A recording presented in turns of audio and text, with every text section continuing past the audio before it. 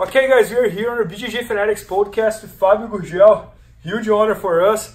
Guys, Fabio was my instructor when I moved to São Paulo in 2009, and I joined the Alliance team, and he's also the co-founder of Alliance. And as an athlete, when he used to compete, he was 4 times black belt world champion. And in the Alliance is the winnest team in the world. They won like 12 world titles as a team. And Fabio has produced more than 60 world champions, world titles in the adult division in the black belt, and probably like more than 10 or 15 different world champions in the black belt. Right? Absolutely, yeah, absolutely. Yeah, so probably like the winnest coach in the history of the sport. So thanks so much for being here, Fabio. My pleasure. Thanks for having me. Yeah, and guys, we just shot two entire instructions with him. One about escapes, all his escape series, and one about his side control attacks.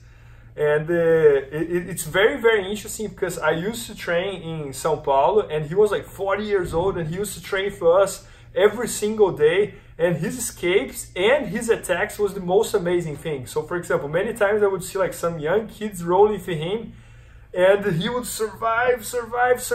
They would not be able to do anything on him. And then when he used to get a good position, the guy was done. That was a plan. That was a plan. Fabio, but let's start talking first, like about the team thing. Like you built the Alliance and won the 12 world titles as a team, and you built all these world champions under your roof on your academy. So, what was this process like? I think we should go back a little to understand why we built Alliance in the first place. Alliance was established in 1993, so we just complete 25 years old, and we did that because my students, when I moved on my own to start teaching, my students start to fight against Jacaré students in the tournaments. Before we face our opponents, we start to face each other. And the same happened when GG moved. So because we start competing as a separate teams, right? And it didn't make any sense to us because we are family. We train together all our lives, and then all of a sudden we're competing against each other. I said, man, this is wrong, you know? I didn't feel comfortable to see one of my students maybe win some fight against Jacaré student. It doesn't make any sense to me. So we decided that we should merge and create one team with all Jacaré's black belts. So we did it in '93. And we started competing as a team, and of course we became really strong right away because we got a different teams together. But more than that, we start feeling that the people were really proud to defend the flag, you know, was something that the people really belonged to. And I started looking at it and said, man, you know what? This is more than just a team. We need to build a school of jiu-jitsu, you know. Right. And that was, you know, the first idea back in, you know, 95, 96, when the first World Championship starts, right? 96. And then we were able to win 98 and 99. So the team was pretty solid as a team, but I was looking a little further and trying to realize how could I do in order to build a school. And in a trip that I had to Germany in 2000, I met a guy that he was a Wing Chun instructor. You heard his story already, right? And then, just to make the long story short, I realized the importance of having a system, right? So that the people can follow and you can multiply that system in many, many schools. We didn't have that in that time, you know. We were pretty close, so I did the same thing that Jacaré did with me, I did with my students, and it was like that. But as you grow, it's hard to keep the level, right? Because that's not Jacaré students. It's my student, then the student of my student, then the student of my student, my student. And then the message is not that clear. So we realized that we need to to create a methodology. I got it. And then I think this was the game changing for us. Okay. That made a lot of sense, because from that methodology we start to build a school. So all our students, our white belts, were under the same system, learning the same jiu-jitsu, you know, and this created a really solid foundation. I got it. So, and coincidence or not, was from that kind of same time period that Alliance won the most world titles, right? Yeah, the thing is, we had the big split in 2001, 2002, when most of our black belts in that time left and built their own teams. So we were like 7 years. My plan was 10 years, but we did in 7. And we won again the World Championship in 2008. And then we won like 9 years straight, right? Because in that point, and that window, when we were not winning, we were working, right? So we were building something much strong. Right? And when we get back to the podium, we already had the structure, right? So we just start to pop more talents and more talents and more talents, you know, based on the foundation of the school. And if you look to our athletes, all of them, they have their own game. You know, we don't tell them what to do. We just give them the foundation, so they can build the game that they like. You know?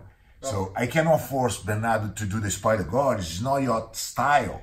You know, I need to respect what you do and try to give more fundamentals and techniques to you. But one thing that's very impressive about you is that on every subject, I have seen you helping Michael Zenga with the spider guard. I have seen you helping Marcelo with the butterfly. So even though sometimes it's not your specialty, you can still, because once you understand the fundamentals, you know, the principles, you can understand the technique. You know, so that's what the school do. You know, you give that foundation, you give that principles, so the guys can build whatever they like. You know, you can use the game you like as long as you know what you're doing. You know why your technique works, because you know the leverage, you know the weight, you know the momentum, you know the connections. So making the student learn based on the connections, I think this is the key. Yeah, you mentioned about system. Michael always tells me like any system is better than no system. Oh yeah, absolutely. Absolutely. So that's. So tell me about your system, because it sounds like you're not necessarily talking about one package system of jiu-jitsu, because everyone is learning this autonomous way. What is it that your system focuses on? I really believe that the best guys in jiu-jitsu is the one that understand connections better. Right? So since the beginning of the process, since the beginning of the methodology, as a white belt still, you in our school, you learn how to connect the moves, even the most basic ones. So after I pass a guard, what are you gonna do? You're gonna try to recompose the guard. I'm gonna turn outside. If you turn outside, what should I do? Should I take your back? If you turn inside, what should I do? Should I run to the other side? So you start for the very basic to make your students understand that the connection is what they should care about, right? So it's not about the technique itself, because in order to apply one technique, you gotta know first how to set up the position, right? So in order to apply that technique. And then when you do the technique, what my opponent is gonna do against that? What are you gonna do next? Otherwise your technique doesn't work, right? So if you go and let's take Bernardo's example again. He'd be the perfect example. When he does the half guard, he knows exactly what the reaction of the opponent is gonna be. And when the opponent react as he, think before, he gonna have another one, right? So those connections make the technique really effective. Marcelo has a say that Marcelo was winning everything, and the people were saying, "Oh no, the guys are studying Marcelo's game. So what do you think, Marcelo? The guys are studying to fight against you?" And he said, "You know what? if they want to play my game, be my guest. Because they must be better than me in what I do. So I know all the small connections between the techniques in that scenario. It's gonna be really hard for anyone to beat me in that place, for sure. Right? So, but anyway, I think the whole philosophy about the Alliance is that we try to build our students with freedom enough to choose what fits better for them, but on the same hand, giving them the understanding of the importance of connections. Yeah. So for every type of game, for every technique you do, there is a connection before the technique and after, and you gotta know that. And the best guy is the one that looks further. You know, if I know 5 connections and you know 3, we're gonna fight on 3, and then I gotta beat you up. I got it. Right? No, that makes sense. Because when I watch Bernardo's game, he's very good, obviously the best from the bottom half guard, and he sweeps people. But then he never gets into their top half guard and passes from there. He'll back out and go to an over-under. Whereas, say, Marcelo, he sweeps in the butterfly, probably no one better, but he always seems to pass from the top half guard. So it's not like you have one sort of path. You're sort of letting them create their own path, but as long as they're good at their own path. Absolutely not, because all the techniques are good, right? Yeah. All the techniques are good. I remember Bernardo asked me when he got to São Paulo if it would be possible for him to be a world champion doing half guard, you know? Only doing half guard. Only doing half guard. Yeah. And nobody Only doing half that. guard. And the thing is, every technique is really good. It's just matter how you do it and when you do it. Amazing. Right? So you gotta leave your students free to choose what fits better on their game. You know, I don't really believe in the structure that try to make all the students doing the same, because the people are different with different skills. You know, some are very flexible, some are really strong. You know, so you gotta respect that. You know, individuality, I guess. You know, that's my point of view. I teach jiu-jitsu for everyone. You know, not for a specific type of people. Amazing. Of course, if I have 1,000 guys like Bernardo, it would be nice, but it's not possible. Right. You know, you gotta teach jiu-jitsu for everybody, and your techniques must, you know, the people should be able to apply all the techniques that you teach, and then they're gonna choose what fits better for them. I got it.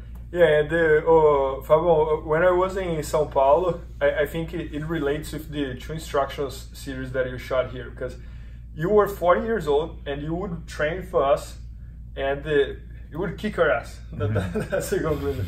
And then I missed that time.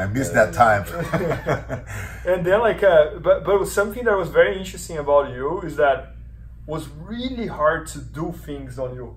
Maybe someone could even score, but would be really hard to tap you. And then when you get something, you would not lose your opportunity.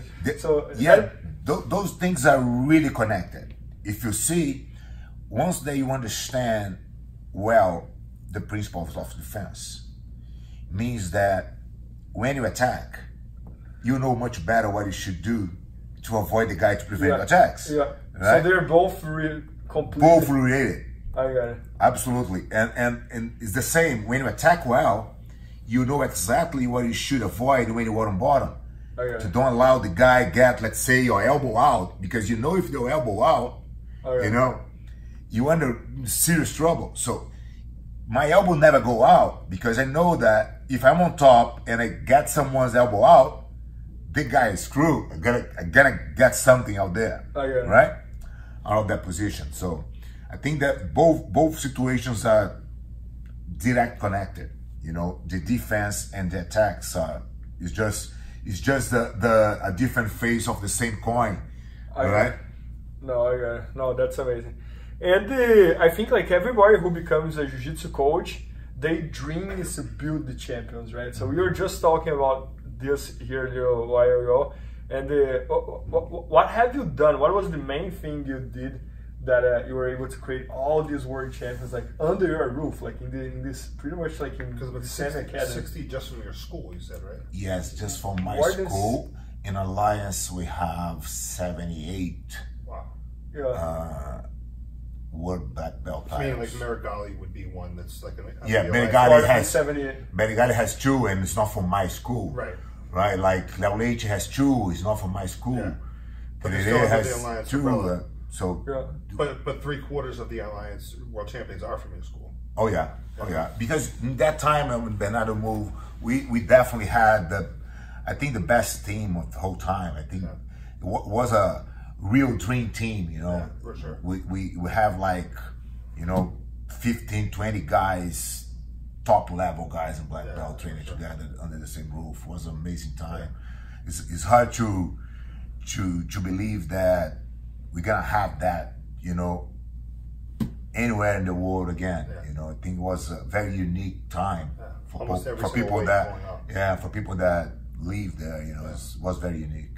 Yeah, and I remember like when I was there, it was kind of like a mix of like the techniques that you would teach that as we just talked here, you would fix everybody else on every subject. So that was one thing. Second thing, like you were the general, so you created that environment that everybody was looking up to one person. Yeah, I think you know, Bernardo, this is very important. I understand when you say that, oh, the people, every instructor dream to be, you know, a instructor of the world champion.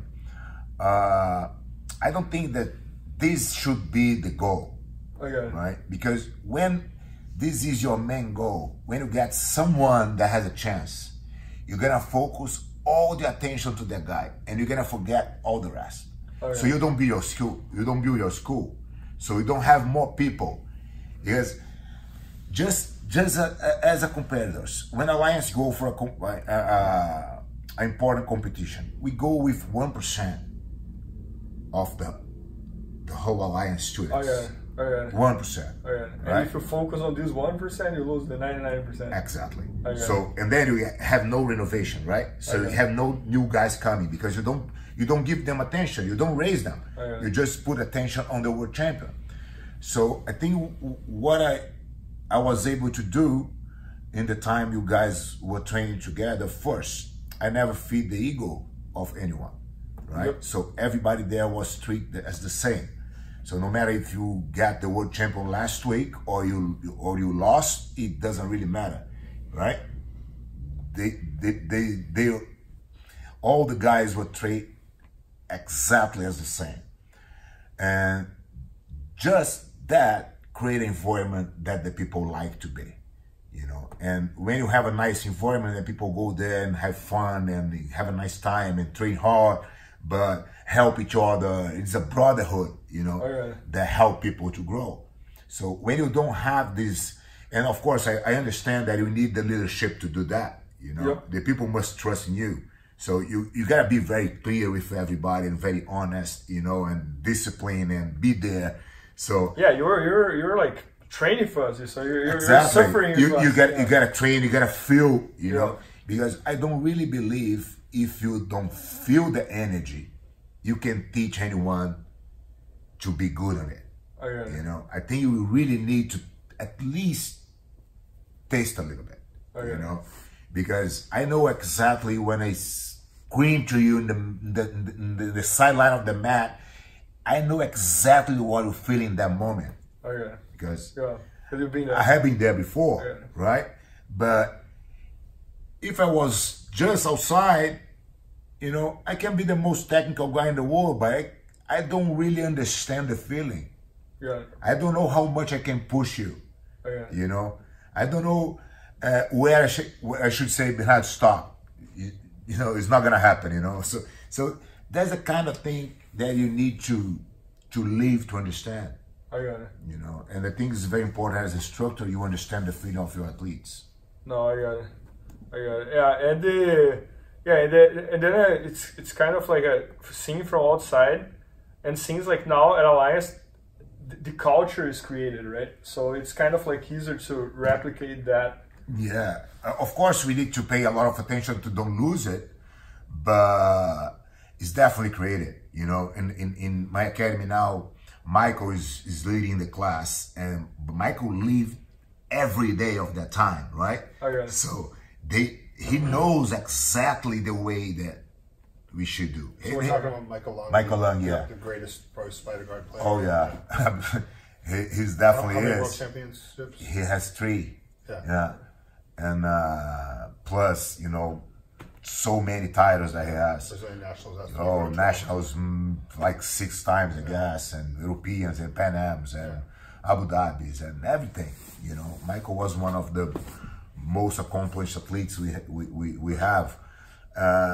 And he's a great instructor, and he lived that environment in that time, and now he's leading the group in Alliance São Paulo, and he's doing amazing, you know. So because we are there to to take care of this culture, you know, to don't let this fall, because this is I think that's the most precious thing that we have. I got it. Yeah, and I think Alliance in the same way that it's being like branded as a school that's a jiu-jitsu for everyone. It's also like that like everybody can do jiu-jitsu and this and that. It's also branded as the most successful jiu-jitsu team in the world. We love it, right? Yeah. We love a competition. Don't take me wrong. I think competition is amazing, is really important, but competition is for very few. I got it. Right? And I believe that jiu-jitsu is a tool for everybody. Right. You know, you can really get your life better if you do jiu-jitsu. Yep. No matter what age you are and what physical condition you have, jiu-jitsu is for you. Okay. So that's why we need to build a school, so you can have a separate thing for competitors. Okay. Because they're gonna be treated completely different. Yep. Right? So you cannot really mix. There's a big discussion in Brazil now that that's the word that I'm putting out, that the people gotta understand that people that looking for jiu-jitsu, they have different goals. You cannot mix it up, everybody in the same class. Yep. You know, you can't put competitors to train with white belts together. You know, that's impossible. As an instructor, there's even Eddie Gracie couldn't do a good class to purple belt competitors and white belt beginners. So it's like oil and water. You can't mix. You know, you gotta build your school for everybody, and then you can have a special class for your athletes, when you can live your dream and be a coach of the world champions. You can live your dream there, but don't mix it up with, you know, the people that need jiu-jitsu more than the other people. Yeah. Oh, Fabio, and you're doing an amazing job in Brazil with the Viver Jiu-Jitsu. That would be like live of jiu-jitsu, live of jiu-jitsu, or jiu-jitsu for living, and this and that. So talk a little bit about that. Like what's you know what? I always had a dream to live of jiu-jitsu since I was 15 years old, and decided that jiu-jitsu would be my thing. And then finally I got my academy with a bunch of students. I reached the full capacity of my academy years ago, and I started studying digital marketing, and so how to manage the school and the financial aspect. So I said, you know what? I have a business. You know, I'm not just instructor anymore. I'm not just have a job. You know, I really built a business in my school, and I think everybody should do the same. Yep. Right. So I start sharing what I have learned with the jiu-jitsu community. So I started to create more and more content to explain how you should separate the levels of the classes, and how should you build your timetable, you know, accordingly, so you can have a great offer for beginners, and at the same time, you know, advanced will also be pleased on the timetable. There's a technique to do it, you know, and then how you should take care of your money, how much you can spend as a rent, or how much should you pay for your instructors. So then I start to put all together and say, you know what, I gotta put a product, you know, with 30 classes just for how to manage your school properly. You know, so that's what Live of Jiu-Jitsu is all about. So it's a course with 3 pillars. One is the technical structure, which goes the class itself, the classes and timetable and everything related with jiu-jitsu. Yep. Then we have the financial part. Yep. How you do with your money, right? How you charge, how you make a price. Yep. You know, sometimes the people has a really tiny space and they want to charge the same as the neighbor charge because they think that that's the price that the market, you know, wants to pay. But in that space, it's not possible for him because the capacity that he has is not enough to make money charging that much. I got it. So how to build your price? So the financial aspect is the second pillar. And the third, but also very important, is digital marketing. How can you reach new students? How to bring traffic to the How school. to bring traffic to the school every day, you know, and because the point is the customer changed, right? Okay. The way that we buy things nowadays is completely different than what we used to do back in the days. So how you reach more people and get more traffic to your school, and then you go back, how to deal with this lead and what should you do to sell the product and how to follow up with the guy, keeping the school and all that. So there's a cycle. So we do like 30 classes, 10 classes in each subject, you know, and it's being, you know, it's going great, and it's been a very nice thing to me to be able to help a lot of people from different teams, you know, and it just get 100 of messages telling me, man, you know what, man, I just grew my school over 35% last year doing your thing, you know, and I'm really living off jiu-jitsu. It was my dream since the beginning, and I couldn't do without technique, you know. So I'm really focused on get this going and, you know, and keep helping people to get a better life with jiu-jitsu. Yeah. Oh, Fabio, and just to finish here, like you live in jiu-jitsu since like the 90s until today. Where do you think it's gonna? What do you see like? Yeah, it's a good question, because if you look back 20 years, and I was there, I could imagine that jiu-jitsu would be what it is today, right? So we couldn't see we went too far, you know, for what we had 20 years ago. So when I look further and try to find out what we're gonna have 20 years from now, man, I see a bright future for jiu-jitsu. Yeah, especially considering how fast it's growing. Yeah, it's growing, and I need the people that are doing good in any aspect of jiu-jitsu should be, you know, should share with the community. You know, I think that help everybody to grow. You know, and I don't really, I'm zero scared about sharing my knowledge about management or about technique or about anything, right? I think that just help people to make jiu-jitsu better. You know, our enemy is not our neighbor school. Our enemy is the bad jiu-jitsu.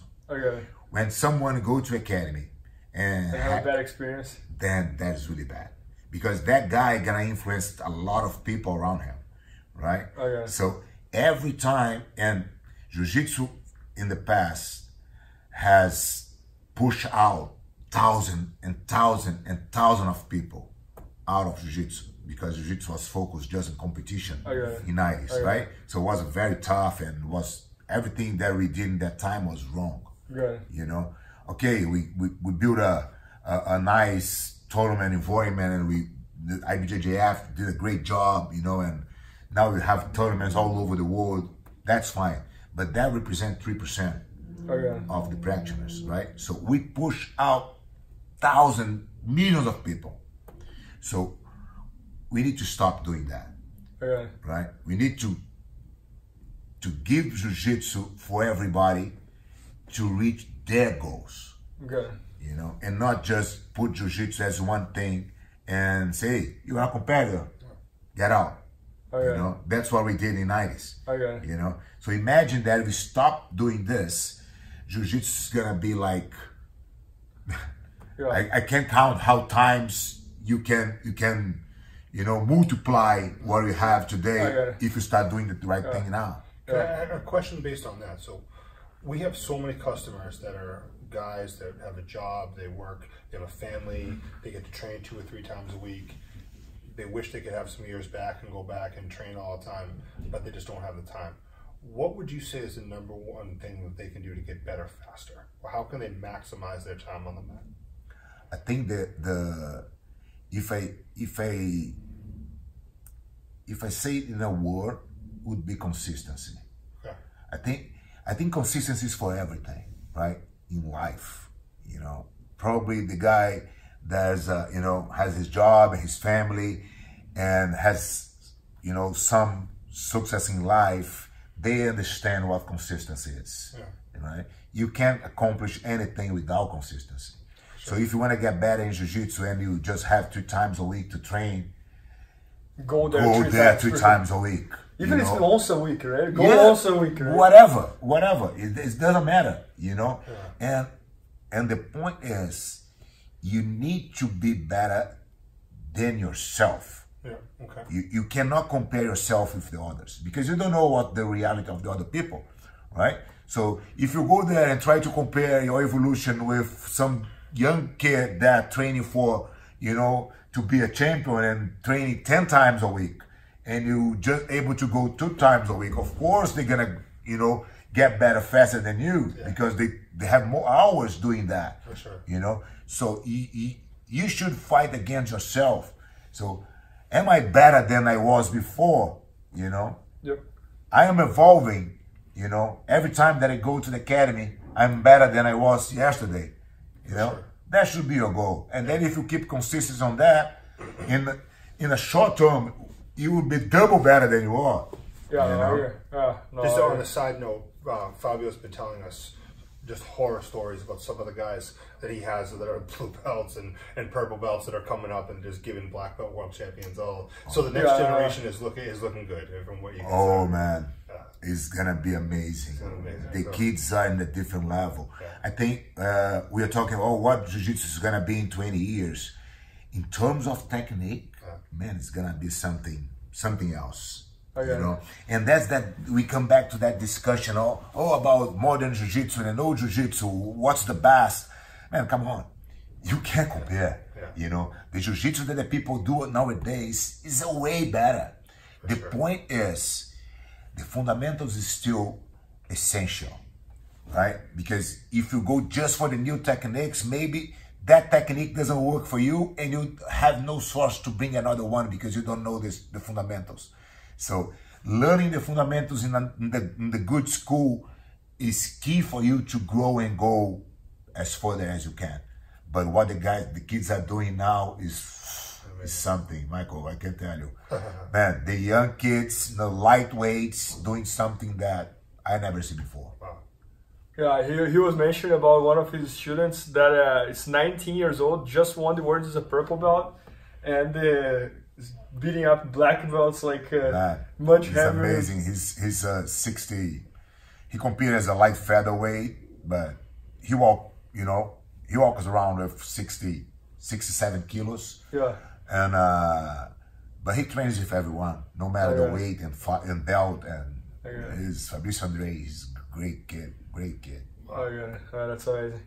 Yeah. So guys, we just shot 2 entire instructions with Fabio. One about escapes, showing like all his system for escapes, and the other one which is kind of related with escapes, as you mentioned, because it's his side control top attacks.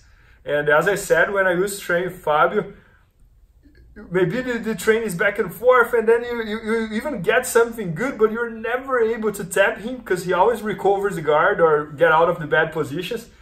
And when he get on top in the top positions, then is a problem. So we're super excited to have Fabio with us. Like, he's probably like the winnest jiu-jitsu coach in the history of the sport. And thanks so much, Fabio. Thank you, Bernardo. Michael, the pleasure, man. Thank you very much. Os.